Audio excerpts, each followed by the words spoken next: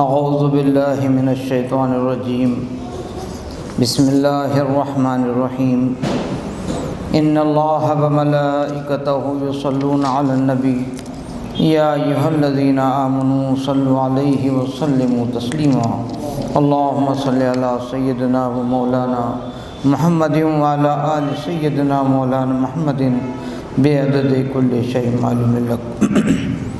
مقافات عمل، یہ حضرت غلام علی شاہ صاحب قبلہ رحمۃ اللہ علیہ کا 10واں بیان ہے۔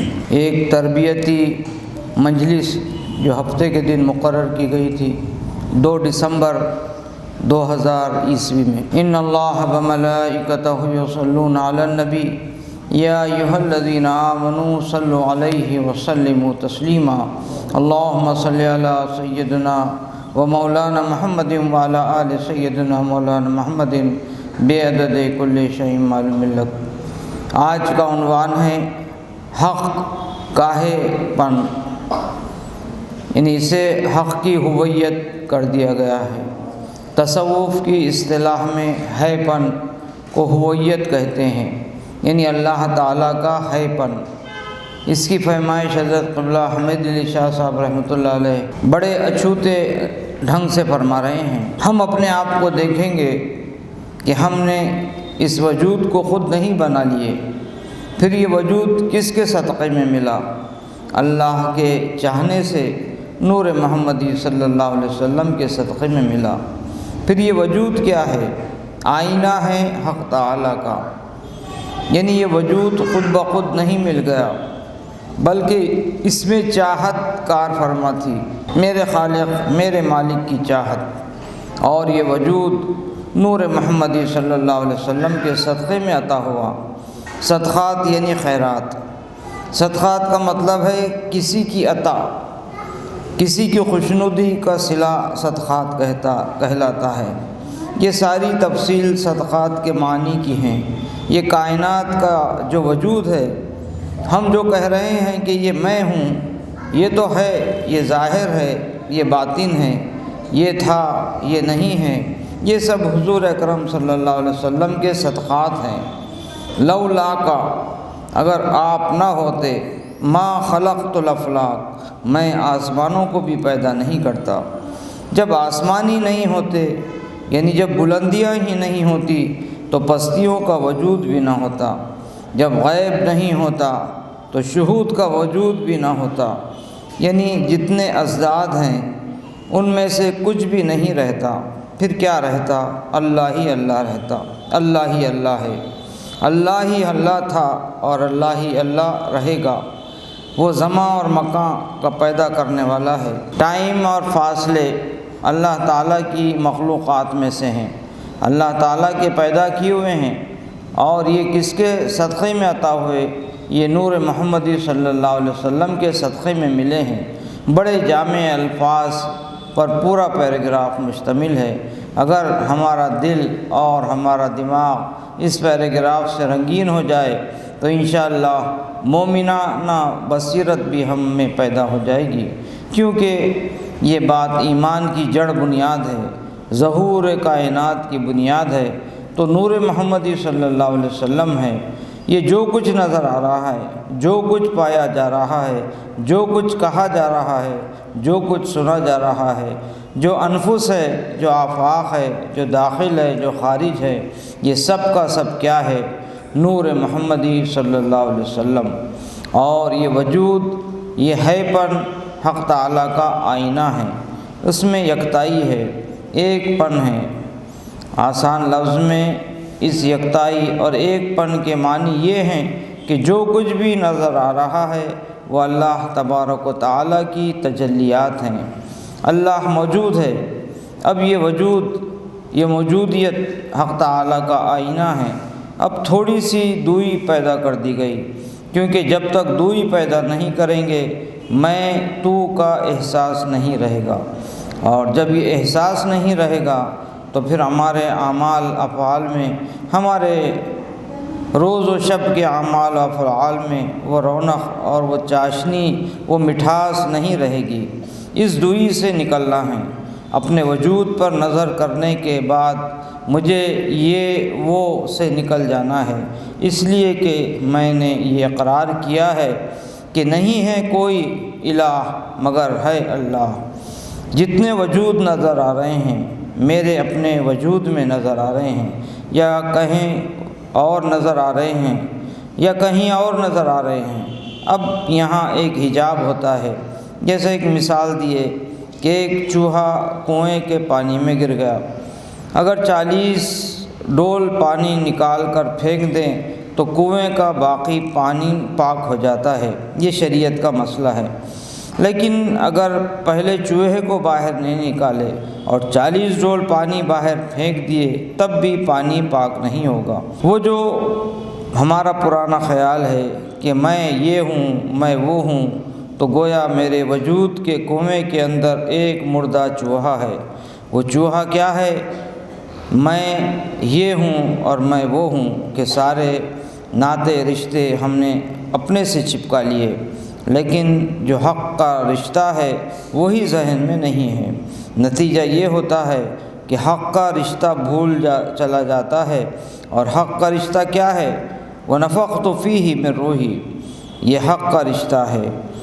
اس کے علاوہ یہ جتنے رشتے ہیں، خالہ ماموں بھانجا ماں بیٹا باپ بھائی، یہ سارے رشتے دنیا میں چھوڑ کر چلے جائیں گے۔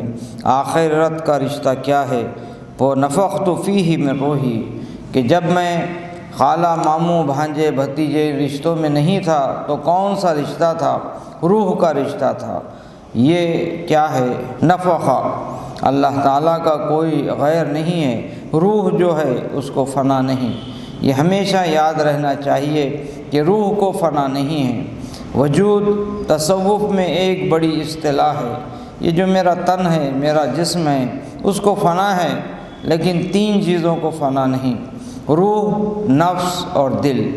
یا یوں تربیت دے لیں کہ روح دل اور نفس، اور اس کو الٹا دیکھیں تو نفس دل اور روح۔ روح یعنی دیکھتا پن، اور دل سمجھتا پن دانش، اور نفس یعنی چکھتا پن ذائقہ۔ ذائقے کو محسوس کرنے کی جگہ نفس ہے، اور روح دیکھتا پن ہے۔ یہ تینوں بھی احساسات ہیں، یا یوں سمجھیے احساسات کے 3 درجات ہیں، دیکھنا، چکھنا اور سمجھنا۔ سمجھتا پن دانش کہلاتا ہے۔ یہ تینوں ایک میں ایک ہیں، اور ان تینوں کو فنا نہیں، موت نہیں، کیونکہ ان تینوں کا تعلق راست ذات خداوندی سے ہے۔ یہ نفخہ ہیں، خلقہ نہیں ہیں۔ نفخہ میں خلقہ میں فرق ہے۔ آدم علیہ السلام میں اللہ کی روح ہے، نفخہ ہے۔ نفخہ یعنی روح، یہ سب عربی کے الفاظ ہیں، اس لیے مشکل الفاظ محسوس ہوتے ہیں۔ اس کے سمجھنے کے لیے عربی زبان کا جاننا ضروری ہے۔ اس پر عبور حاصل کرنے کے لیے ایک مہم چلائیں، خواہ کم پڑھے لکھے ہوں یا زیادہ پڑھے لکھے ہوں، سب ایک جگہ جمع ہوں اور کوئی اچھے سے استاد محترم سے عربی گرامر سیکھنی شروع کریں۔ اس کا نذرانہ بھی طے کر لیں، اور یہ ایگریمنٹ بھی رہے کہ وہ 6 ماہ میں 8 ماہ میں یا سال بھر میں اتنی عربی سکھا دیں کہ قرآن مجید اور احادیث شریفہ کے ترجمات کی لیاقت پیدا ہو جائے۔ یہ ساری محنت ایک منصوبہ بندی کے تحت وقت کے تعین کا لحاظ کرتے ہوئے ہونی چاہیے۔ بھاری فیس مقرر کریں، ایسی فیس رہے کہ عمر بھر احساس رہے۔ اگر خدا نخواستہ کوئی فیس دے کر وقت دے کر بھی سیکھ نہ پائے تو اسے عمر بھر یہ احساس رہے کہ ایک بہترین چانس آیا تھا جس کے لیے پلوں کی حلال کمائی بھی خرچ کی گئی، وقت بھی صرف ہوا، پھر بھی ہم محروم ہی رہے۔ اپنے اپنے دل میں اپنی اپنی آمدنی کے پیش نظر خود ڈیسیجن لیں کہ اتنا دینا ہے، اور 6 مہینے 10 مہینے یا سال بھر کا معاہدہ رہے، اور یہ دعا بھی کرتے رہیں کہ اللہ تعالیٰ پڑھانے والے صاحب کو بھی حیات بخشے، ہمیں بھی حیات بخشے، ان کو بھی صحت اور تندرستی دے، ہمیں بھی صحت اور تندرستی دے۔ یہ باضابطہ ایک اسکیم بنائیں اس کے مقصد کے لیے ناچیز کی بھی کوششیں جاری ہیں۔ انشاءاللہ تعالی ان قریب کچھ نہ کچھ رزلٹ سامنے آ جائے گا، تب آپ حضرات کو بھی مطلع کر دیا جائے گا۔ وہ عربی جو قرآن مجید کی عربی ہے، ہمیں وہ سیکھنے کی جستجو کرنی ہے۔ سعودی عرب، شام، بغداد میں جو عربی بولی جاتی ہے اس میں صرف تھوڑا سا لہجہ تبدیل ہے، گرامر تبدیل نہیں ہوئی۔ عربی دنیا کی بہترین زبان ہے، بڑی لچک رکھتی ہے۔ مثال کے طور پر عربی میں ایک لفظ نور ہے، ذرا سی تبدیلی کر دی جائے تو نار بن جاتا ہے۔ نور اور نار دونوں بھی سکے کے دو رخ ہیں۔ اسی طرح نفخہ اور روح، ابھی یہ الفاظ گزرے ہیں۔ ریح ہوا کو کہتے ہیں۔ جس طرح نور اور نار معمولی ترمیم سے بنائے گئے الفاظ ہیں، اسی طرح روح اور ریح کے الفاظ ہیں۔ یہ عربی زبان کی خصوصیت ہے کہ ذرا سی تبدیلی سے الفاظ ڈھلتے چلے جاتے ہیں۔ انتہائی جامیٹریکل زبان ہے۔ مثلاً فعلا کو لیجئے، اب اس سے کئی الفاظ بنتے چلے جاتے ہیں۔ ضربہ کو لیجئے، عربی میں ایسے اکثر افعال 3 حرفی ہیں، پھر 4 حرفی ہیں، اور ان سے بھی کئی الفاظ بنتے چلے جاتے ہیں۔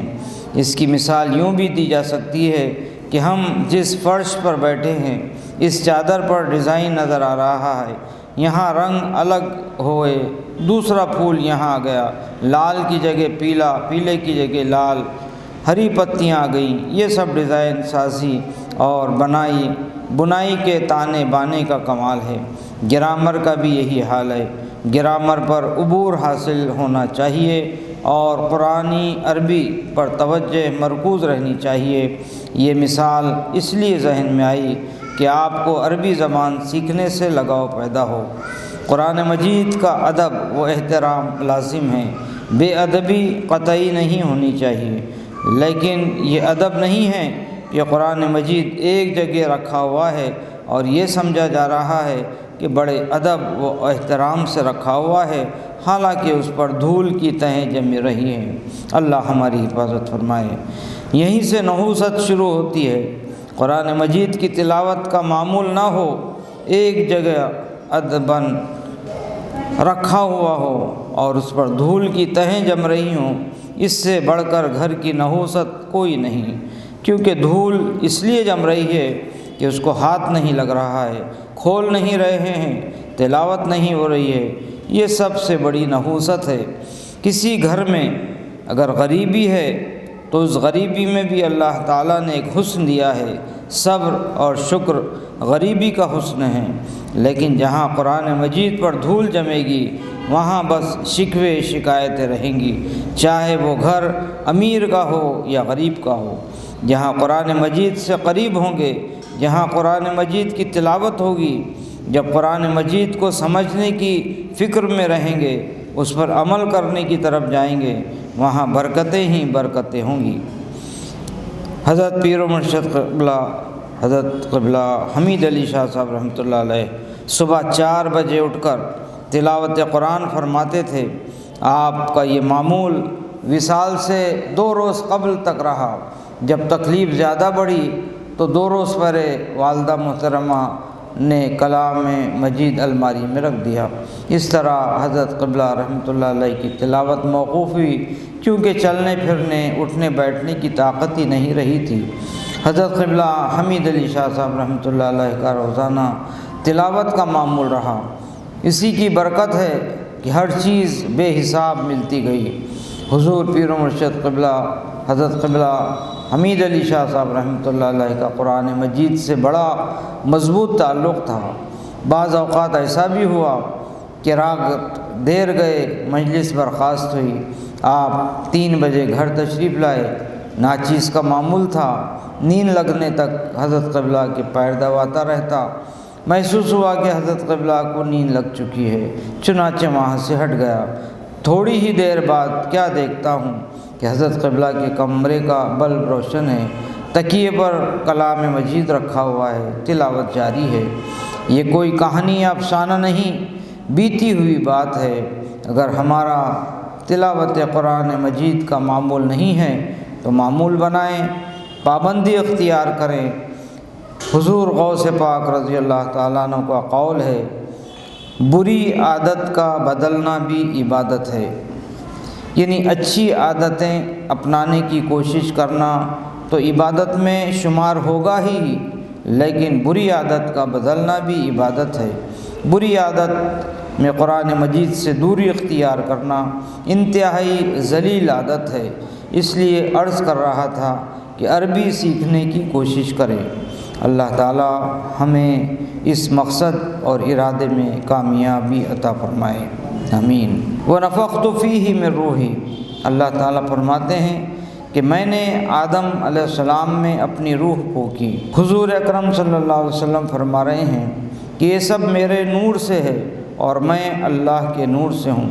انا من نور اللہ وکل شیء من نوری کی روح سے میں حضور اکرم صلی اللہ علیہ وسلم کے نور سے ہوں، میں حضور اکرم صلی اللہ علیہ وسلم کا نور ہوں۔ حضور اکرم صلی اللہ علیہ وسلم کا ایک ارشاد یہ بھی ہے کہ ابھی آدم آب و گل میں نہیں تھے کہ میں تھا اور نبی تھا۔ حضور احمد مجتبیٰ محمد مصطفیٰ صلی اللہ علیہ وسلم کے امتی ہونے کا اللہ تعالیٰ نے ہم کو شرف دیا۔ اس شرف کی حیثیت ایک رشتے کی ہو گئی، یہ نسبت جتنی صحیح ہوتی چلی جائے گی ہم اس مقصد میں جو اللہ تعالیٰ کا ہمیں بھیجنے کا مضمر تھا کامیاب ہوتے چلے جائیں گے۔ وَنَفَخْتُ فِيهِ مِن رُوحِي، اللہ تعالیٰ سے ایک رشتہ قائم ہوا۔ وَفِي أَنفُسِكُمْ أَفَلَا تُبْصِرُونَ، یہ بھی ایک رشتہ ہے۔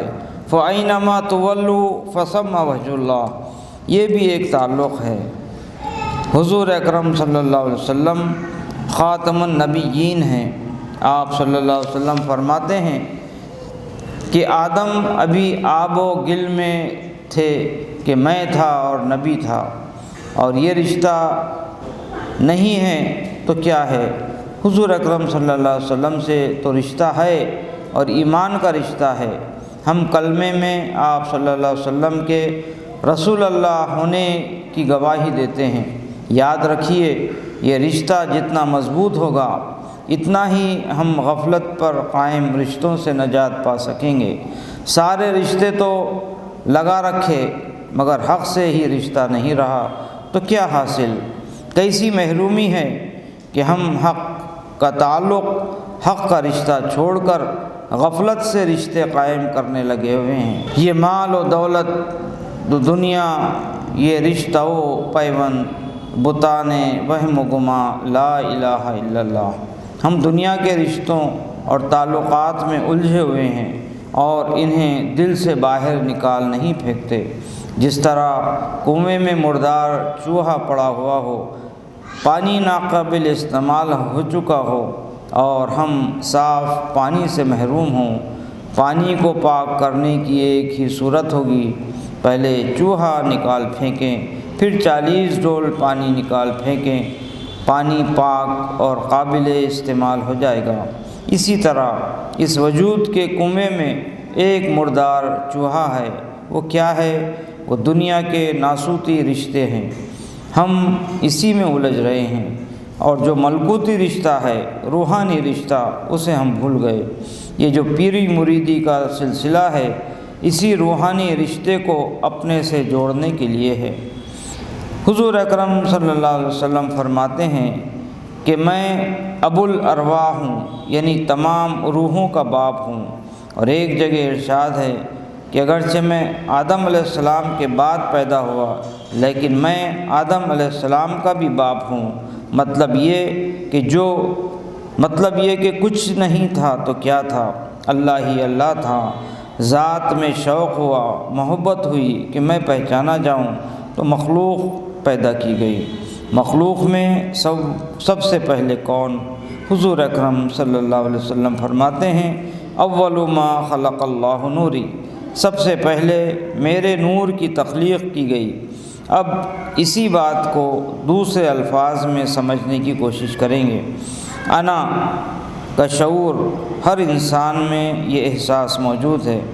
اس عنوان کی فہمائش کا ڈھنگ کتنا پیارا، کتنا انوکھا ہے، بآسانی محسوس کر سکتے ہیں۔ بات شروع ہوئی تھی حق کی ہویت، حق کے ہے پن سے، حق کا ہے پن ظاہر کرنا ہے۔ فہمائش اس طرح ہے، یہ جو میرا وجود ہے، میرا ہے پن ہے، اس کا کہیں عطا پتہ نہیں۔ 100 برس پہلے بھی نہیں تھا، 100 برس بعد بھی نہیں رہے گا۔ اللہ تعالیٰ نے تمام ارواح کو جمع کیا اور فرمایا اور سوال کیا کہ الست بربکم، کیا میں تمہارا رب نہیں ہوں؟ قالوا بلا، ارواح نے جواب میں عرض کی تو ہی ہمارا رب ہے۔ تخلیق آدم کے بعد اللہ تعالیٰ نے آدم علیہ السلام میں اپنی روح پھونکی، وَنَفَخْتُ فِيهِ مِن رُوحِي، ارشاد باری ہے کہ میں نے آدم میں اپنی روح پھونکی۔ علامہ اقبال رحمۃ اللہ علیہ کا شعر ہے، یہ مال و دولت دنیا یہ رشتہ و پیوند، بتان وہم و گما لا الہ الا اللہ۔ یعنی یہ مال، یہ دولت، یہ دنیا کے رشتے، یہ سب وہم و گمان کی طرح فنا ہونے والے ہیں، لیکن حال یہ ہے کہ انہی کو میں نے خدا بنا کر رکھا ہوا ہوں۔ اللہ تعالیٰ کا ارشاد ہے، افرائیتا، کیا تم دیکھتے نہیں اس کو، من اتخذ، کہ جس نے بنا لیا، الہ ہواہ، اپنی ہی خواہش کو اپنا خدا۔ افرائیتا من اتخذ الہ ہواہ، تم اس کو تو دیکھو جس نے اپنی ہی خواہش کو اپنا خدا بنا لیا ہے۔ حالانکہ الہ سوائے ایک ذات مطلق کے کوئی نہیں۔ ذات مطلق نے عدم سے وجود دیا، کچھ نہیں تھا، سب کچھ موجود کیا، دیکھنے والا بنا دیا، سننے والا بنا دیا، سمجھنے والا بنا دیا، زندگی بخشی، صحت تندرستی عطا فرمائی، اور ہر آن ہر گھڑی غیب سے مسلسل امداد فرما رہا ہے۔ دل جام ہو جائے تو دھڑکنیں رک جاتی ہیں، اسے ہارٹ اٹیک کہا جاتا ہے۔ خون کی روانی چل رہی ہے، چلتے چلتے ذرا سا کچرا دماغ کی کسی رگ میں پھنس جائے تو برین ہیمریج ہو جاتا ہے۔ ان واقعات کو اتفاقی سمجھنا بڑی بھول ہے۔ ان سب کو کنٹرول کرنے والا سوائے اللہ تعالیٰ کے کوئی نہیں۔ اللہ تعالیٰ ہی ہے جو مسلسل ہر جگہ ہر مخلوق کی ہر ذرے میں نگہبانی فرما رہا ہے، لیکن ہم ہیں کہ اس رشتے کو بھولے ہوئے ہیں۔ جیسا کہ عرض کیا گیا، یہ جو پیری مریدی کا سلسلہ ہے، اسی روحانی رشتے سے اپنے آپ کو جوڑنے کے لیے ہے۔ ربنا آتنا فی الدنیا حسنۃ وفی الآخرۃ حسنۃ وقنا عذاب النار۔ اے ہمارے رب، ہمیں دنیا اور آخرت دونوں جگہ اچھائیاں عطا فرما اور ہمیں آگ کے عذاب سے بچا لے۔